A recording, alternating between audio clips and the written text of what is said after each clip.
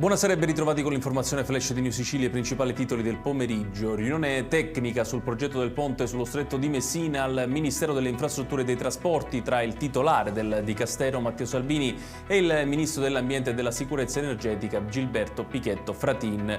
Presente anche l'amministratore delegato della società Stretto di Messina Pietro Ciucci, oggetto dell'incontro operativo le prossime attività rispetto al ponte. Il Consiglio dei Ministri, su proposta del Ministro dell'Interno Matteo Piantedosi, ha deciso di sciogliere il Consiglio Comunale di Tremestieri Etneo nel Catanese per infiltrazioni mafiose. Solo pochi giorni fa l'ex sindaco del comune Santirando è stato condannato a 8 anni di reclusione per l'inchiesta Pandora. La Sicilia è stata selezionata dal Joint Research Center della Commissione europea fra le regioni più virtuose nel programma di sviluppo sostenibile. L'assessore regionale al territorio e ambiente, Giusy Savarino, è volata oggi a Bruxelles per partecipare al primo incontro istituzionale di un progetto che vede coinvolte solo 20 regioni europee, di cui solo 3 italiane.